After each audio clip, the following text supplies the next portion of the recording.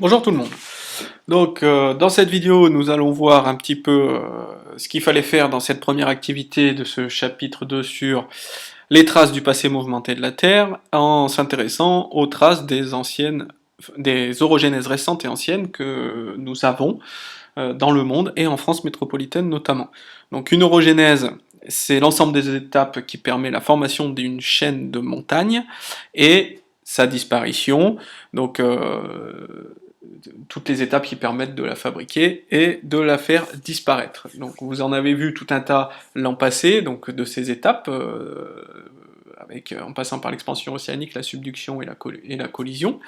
Aujourd'hui, on va simplement s'intéresser aux traces de ces orogénèses que nous avons, les traces géologiques de terrain, avec les roches, les reliefs, à la fois dans le monde et à la fois en France métropolitaine. Pour cela, on va utiliser deux logiciels, un site internet et Google Earth, mais auparavant, on a une carte géologique du monde à regarder pour pouvoir répondre aux premières questions, puisque on va dire que la compétence principale travaillée ici, c'est utiliser une carte géologique. Une carte géologique, si je regarde le document annexe que l'on vous donne pour répondre à la première question. Donc dans la première partie, on s'intéresse à l'échelle du monde, d'accord, et à cette échelle mondiale, on a une carte géologique, voilà, alors là elle est en deux morceaux, je vais essayer de prendre la page où j'ai les deux morceaux sur la même, voilà, hop, je vais y arriver. Ici. Donc vous voyez, c'est plein de couleurs, on a du mal un peu à distinguer les continents comme on les voit sur une carte géographique classique. Donc ici, vous avez l'Amérique du Sud, l'Amérique centrale, l'Amérique du Nord, l'Afrique ici, l'Europe, je remonte un petit peu, l'Europe, un bout du Groenland ici, la Scandinavie, alors la Russie, l'Inde, voilà, et les océans que l'on remarque facilement par leur dorsale, qui nous montre des couleurs symétriques de part et d'autre. Voilà, donc océan Atlantique ici, océan Pacifique ici, océan Indien ici. Voilà. Et donc la carte géologique, qu'elle soit mondiale ou française, est pleine de couleurs, puisque chaque couleur est significative d'une période donnée, d'accord, et donc d'une roche sédimentaire notamment, puisque la première chose sur laquelle on marche normalement, ce sont les sédiments, ceux qui se sont déposés sur les roches qui constituent le socle, c'est-à-dire le socle, les roches magmatiques et métamorphiques qu'il y a en dessous. Les légendes, elles sont les suivantes, vous les avez en bas, donc à gauche pour les roches de type océanique, donc on va retrouver de part et d'autre de la dorsale, et les roches continentales. Donc dans la première question, on vous demande, à partir de la carte géologique du monde, de donner l'âge des plus anciennes roches océaniques. Alors, roches au sens large, magmatique, métamorphique ou sédimentaire. Sauf que, ce que vous avez vu l'an passé, c'est qu'au cours de l'expansion océanique par rapport à l'axe de la dorsale, dès qu'une lithosphère océanique est fabriquée, donc gabbro en dessous puis basalte au-dessus, des sédiments vont se déposer dessus, tout de suite, de manière simultanée. Donc si on connaît l'âge des sédiments des premiers que l'on retrouve au contact des basaltes, eh ben on pourra en déduire l'âge des basaltes qui sont juste en dessous et dire qu'ils sont contemporains de ces sédiments-là. Donc pour retrouver l'âge de la plus vieille roche océanique, il faut que je retrouve les plus vieux sédiments au contact des basaltes que l'on retrouve. Alors, les roches océaniques, elles sont ici. La légende, donc, elle commence à gauche pour le plus récent, et puis ça forme des petites colonnes, comme ça, on remonte le temps. Donc les plus vieilles que l'on peut retrouver, elles sont en bleu, clair, ce sont des roches, des sédiments qui datent du Jurassique, de moins 144 à moins 75 millions d'années. Est-ce qu'on en retrouve? Oui, on va en retrouver ici, le long des côtes du Canada et de l'Amérique du Nord, jusqu'à la Floride. On va en retrouver ici, le long de la côte ouest africaine. On en retrouve un petit peu ici, un peu moins parce que l'Atlantique Sud s'est ouvert après l'Atlantique Nord, donc c'est normal de ne pas retrouver des roches aussi vieilles ici. Et on va en retrouver ici, d'accord? Donc, les plus vieilles roches océaniques n'excèdent pas 175 millions d'années pour les sédiments qui les recouvrent, donc on peut considérer que les roches océaniques qui sont juste en dessous, les basaltes, n'ont pas au-delà de 200 millions d'années, ce qui est relativement récent par rapport à l'âge de la Terre, qui est de 4 milliards d'années. Si on s'intéresse aux roches sédimentaires continentales, on voit que certaines, en rose, ont plus de 2500 millions d'années, donc 2500 millions d'années, c'est 2,5 milliards d'années. On en retrouve en Australie, là on a des roches qui sont très vieilles, en Inde, et surtout, là où on en retrouve le plus, c'est dans le nord du Canada, pas loin du Groenland, autour des Grands Lacs, ici dans la région des Grands Lacs, on en retrouve là. Ce sont des roches qui ont au moins 2,5 milliards d'années, puisque ça, ce sont les sédiments qui sont déposés au-dessus, donc celles qui sont en dessous sont un peu plus vieilles. Et quand on s'intéresse de plus près à l'âge et à l'échelle des temps géologiques, alors cette échelle des temps géologiques, normalement, hop, je l'ai ici, eh bien on remonte à presque 4 milliards d'années, et donc ces roches roses que l'on va retrouver sont des roches qui ont ici 4,2 milliards d'années au nord du Canada. Donc vous voyez qu'au niveau des deux types de croûtes, océanique et continentale, on n'a pas du tout le même âge. Croûte océanique, elle reste jeune, 200 millions d'années, croûte continentale, on peut retrouver des roches qui datent quasiment de la formation de la Terre. Alors l'explication elle est simple, la lithosphère océanique passe en subduction alors que ce n'est pas le cas de la lithosphère continentale. Alors ce qui m'intéresse ici, c'est en vous aidant justement de la carte des orogénèses que vous avez dans ce document-là, essayez de vous balader au niveau des zones où on va retrouver les orogénèses récentes, par exemple alpines, les très vieilles orogénèses qu'on a vues au Canada, vous reportez à la carte géologique mondiale pour savoir quel type de roche on y trouve et de quel âge. Et vous allez vous rendre compte, en vous promenant un petit peu partout, notamment ici pour les Rocheuses, ici pour les Andes, eh bien que les orogénèses rencontrées à la surface de la Terre sont d'âge très variés. On va en retrouver des récentes, qui ont moins de 200 millions d'années, c'est le cas des Alpes. Les Alpes actuelles se forment encore, d'accord, donc elles sont contemporaines, donc l'orogénèse alpine est contemporaine. Puis vous allez avoir des orogénèses très anciennes, donc on a des traces d'orogénèse de plus de 4 milliards d'années. En Amérique du Nord et du Canada, avec des roches magmatiques et métamorphiques en grande quantité, d'après la légende. En Afrique, on a des traces d'une autre orogénèse qu'on appelle l'orogénèse panafricaine, ici avec des roches plutôt sédimentaires et magmatiques et métamorphiques, alors que sur la chaîne récente alpine, on a très peu de roches magmatiques et métamorphiques à l'affleurement et beaucoup de roches sédimentaires. Donc là, ces orogénèses se repèrent sur la carte par la présence de chaînes de montagnes, d'accord, on le verra par la suite avec Google Earth, et surtout à l'affleurement de roches variées, sédimentaires, mais beaucoup de roches métamorphiques et magmatiques qui sont remontées en surface, mais aussi par des âges très variés. Donc les orogénèses, il y en a plein qui s'enchaînent depuis la formation de la Terre. Donc ça, c'était la première partie du travail sur la carte géologique. Ensuite, on va s'intéresser plus particulièrement à la France. Pour cela, la carte géologique de la France, vous tapez Infoterre sur Google, vous allez sur le deuxième site, ou sur le visualiseur, c'est pareil. On prend la version simplifiée, voilà. Alors ça marche exactement pareil sur votre téléphone portable. Et dans les données, ici, vous cochez bien carte géologique, aux deux endroits, voilà. Ensuite, vous pouvez fermer, et on zoome sur la France. Alors, vous voyez que ça marche aussi pour l'Italie. Alors, c'est un peu long, hein, parce que ce sont des fichiers très très lourds. Hop, on va mettre en plein écran. Voilà, donc là, vous avez la carte géologique de France. Ok. La légende, vous pouvez la faire afficher à tout moment ici. Accéder à la légende. Hop, vous retombez sur la légende ici. Ok. Sur cette légende, qu'est-ce qu'on remarque? On remarque que l'on a des roches de type sédimentaire qui seront plutôt représentées par des couleurs claires, avec du jaune pâle, etc. pour le Cénozoïque, du vert, bleu, violet pour l'ère secondaire mésozoïque, et marron, vert kaki pour le Paléozoïque. Tout ce qui est vif, rouge vif, ce sont des roches magmatiques, d'accord, donc des granites, des gneiss, et des roches métamorphiques, pardon, des gneiss, et souvent le métamorphisme est représenté par des petits figurés directement sur la couleur, des petits traits qui montrent la déformation, des petites vagues, etc. Donc on verra ça de plus près. D'abord, on vous demande de regarder d'un point de vue général cette carte géologique de la France et de lister les grandes catégories de structures que l'on va retrouver.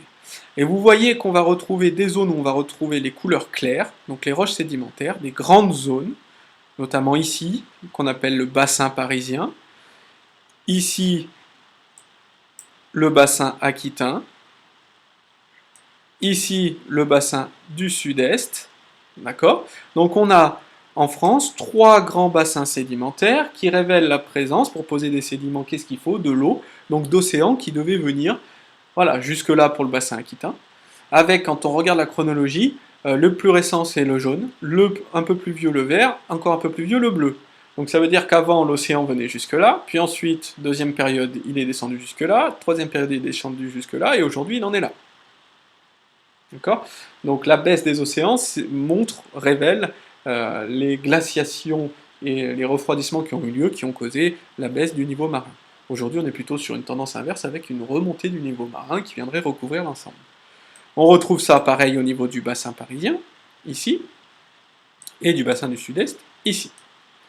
Donc on a déjà 3 bassins sédimentaires, et ensuite on a des zones de couleur vive, donc de roches magmatiques, de roches métamorphiques, et à la différence des bassins sédimentaires où tout semble relativement organisé les uns par rapport aux autres, on a des zones voilà, c'est le bazar.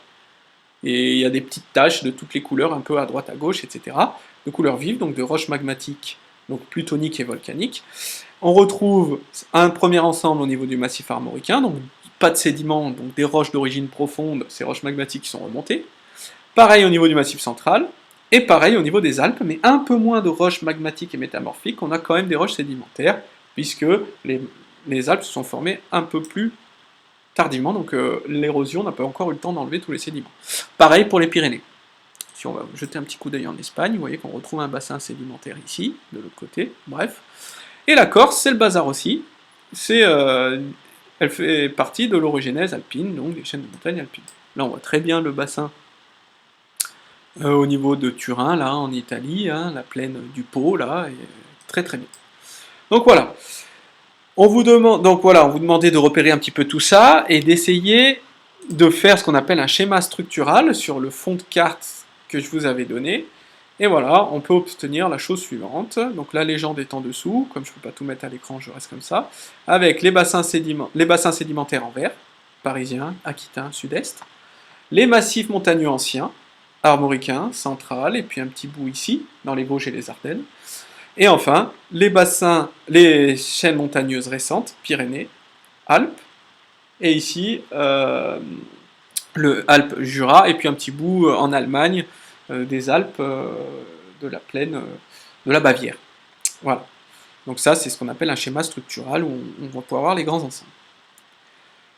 Ensuite, on vous demandait d'aller voir un petit peu de plus près pour pouvoir comparer 2 orogénèses, une ancienne et une récente, 2 massifs montagneux appartenant à ces 2 orogénèses, donc le massif central ici et les Alpes ici, de zoomer un petit peu sur ces zones-là pour voir plus précisément le type de roche que l'on y trouve.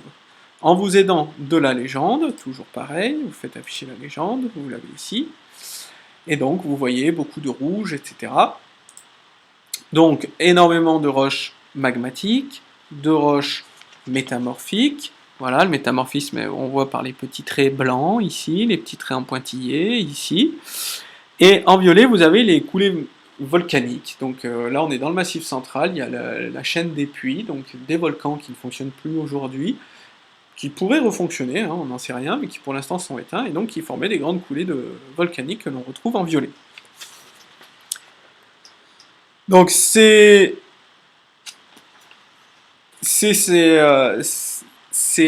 restes de massifs anciens forment une ceinture orogénique que l'on peut voir ici, et quand on se déplace vers les Alpes, hop, voilà, donc on voit, ce que je vous disais, un peu moins de roches magmatiques en surface, il nous reste du sédimentaire, on voit du bleu, on voit du jaune, et beaucoup de roches métamorphiques, vous voyez tous ces petits traits ici qui montrent ce métamorphisme.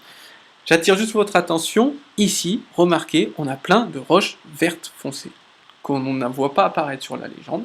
Ces roches vertes foncées, elles sont vertes parce qu'elles ne sont pas d'origine continentale. Je n'en dis pas plus, on les étudiera, vous les étudierez dans le TP qui vient à la séance suivante.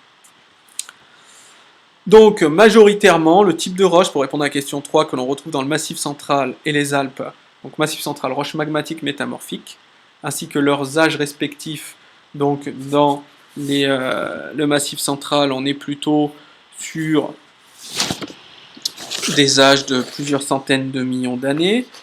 On vous le dit sur la consigne, quand je reprends le TP. Donc, on est plutôt sur, hop, je vais y arriver, sur 300 millions d'années. Sur les Alpes, c'est très récent, 50 millions d'années, avec pour le Massif central beaucoup de roches magmatiques et métamorphiques en surface. On en trouve aussi dans les Alpes, mais moins, et beaucoup de roches sédimentaires. Est-ce qu'on peut repérer des structures tectoniques visibles, particulières? Eh bien oui, ces structures tectoniques, ce sont des failles. Notamment, on peut retrouver, alors on va essayer de zoomer un maximum, des failles de deux types. Alors, les failles sont représentées par... Ouais, je suis allé j'ai un peu trop zoomé. Mon ordinateur est un peu lent. Voilà. Les failles sont représentées par des traits noirs, ici. D'accord. D'après la légende que vous avez sur votre poly TP, on distingue des failles normales et des failles inverses. Alors, les failles inverses sont notifiées par des petits triangles, d'accord, et le côté où il y a les petits triangles signifie le côté qui est en train de remonter. Donc là, si je prends ici, j'ai un bloc où il y a la flèche qui remonte par rapport à celui-là qui est de l'autre côté de la faille. Et ce bloc-là est redélimité de l'autre côté par une autre faille ici, donc qui nous montre à l'opposé que c'est bien ce bloc-là qui chevauche. Donc là, on a un bloc central qui remonte par rapport aux deux blocs qui sont de chaque côté. On va retrouver des failles normales, ce qui n'est pas normal, en zone d'extension, mais c'est en zone de compression, on devrait obtenir que des failles inverses, mais voilà, juste pour un petit mot, c'est que les Alpes étant très hautes en altitude, et ben, sous l'effet de leur propre poids, la chaîne de montagne s'affaisse, c'est pour ça qu'on a un petit système d'extension. Mais globalement, on va retrouver donc beaucoup de failles inverses dans les orogénèses, avec donc des chevauchements. Ces chevauchements, ça concerne le bloc qui chevauche l'autre. Donc on arrive à une correction que vous avez ici. Donc là, je vous ai mis la correction sous forme de tableau, comparaison d'une orogénèse ancienne et récente.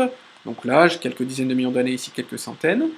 Les catégories de roches métamorphiques plutoniques, et ici sédimentaires et un peu de métamorphiques plutoniques, et les structures visibles, des failles inverses avec des chevauchements. On n'a pas comparé les reliefs entre une orogénèse récente et une orogénèse ancienne. Donc ça se fait par Google Earth. Donc quand on ouvre Google Earth, on enlève mes lieux préférés, on enlève ici tout pour ne pas accumuler de choses. On va chercher, hop, je vais plus le mettre, je voulais le remettre ici, voilà, on va chercher le fichier que, je ne vais pas y arriver, comme ça, donc je vais le redémarrer, je le referme, et je vais le redémarrer. On va chercher le fichier KMZ que je vous ai envoyé. Hop. Google Earth Pro. Le fichier KMZ que je vous ai envoyé par mail. Voilà. Ah, pourquoi je n'arrive pas?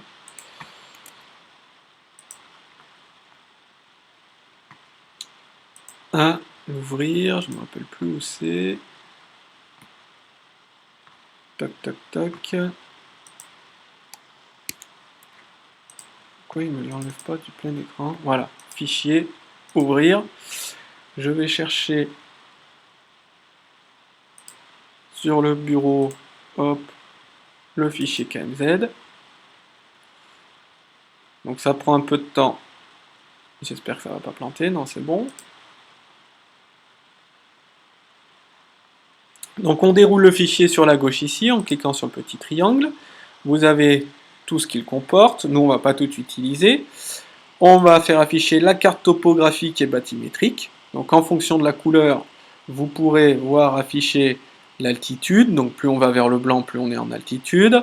Donc là, et donc on peut déjà voir que dans le Massif central et dans les Alpes, on n'a pas la même altitude entre les deux orogénèses, et pour les océans, ça ne nous intéresse pas, mais plus on va vers le bleu foncé, plus c'est profond. On fait afficher un profil topographique, donc c'est une coupe, comme on avait vu dans le TP datation relative, entre le Massif central et les Alpes. On double-clique ici, ça nous y emmène, et si on fait clic droit, afficher le profil de dénivelé, voilà, et donc vous voyez l'altitude, quand je déplace ma souris sur la coupe, là je traverse le Massif central à ce moment, donc on a des reliefs faibles, émoussés, arrondis, donc une orogénèse ancienne sera plus difficilement repérable par le relief, puisqu'il n'y en a pas beaucoup, et vous voyez les Alpes, des reliefs très élevés, très pentus, des pics, d'accord, donc voici comment on différencie comment on retrouve une orogénèse sur un territoire, c'est-à-dire qu'il faut de l'altitude, et quand il n'y en a plus parce que tout a été érodé, comme en Bretagne par exemple, et ben on utilise les roches à l'affleurement, les roches métamorphiques et plutoniques. Et une orogénèse récente, vous voyez, donc on n'a pas besoin d'aller voir les roches, dès qu'on voit des reliefs avec une altitude élevée, on sait qu'il y a une trace d'orogénèse ici. Donc voilà ce qu'il fallait voir dans ce travail, et donc les indices d'une orogénèse en France et ailleurs, c'est l'altitude des reliefs, élevés pour une orogénèse récente, peu élevés pour une orogénèse ancienne, et si elle est très ancienne, il n'y a carrément plus de relief, ce qui est le cas en Bretagne dans le massif armoricain. Dans ce cas-là, comment on sait qu'il y a une orogénèse? Et bien grâce aux roches qui sont à l'affleurement, puisque ce sont des roches d'origine profonde, qui apparaissent et qui sont remontées suite à l'érosion de la chaîne de montagne qui a enlevé tout ce qu'il y avait au-dessus, en sédimentaire, etc. Et aussi par la présence de failles inverses et de chevauchements que l'on repère sur une carte par ces petits figurés avec des petits triangles. Voilà donc ce qu'il fallait voir dans ce travail. Je vous laisserai regarder le cours, qui est très descriptif, hein, il n'y a pas de choses techniques. Et si vous avez des questions, on verra ça en classe. Merci beaucoup.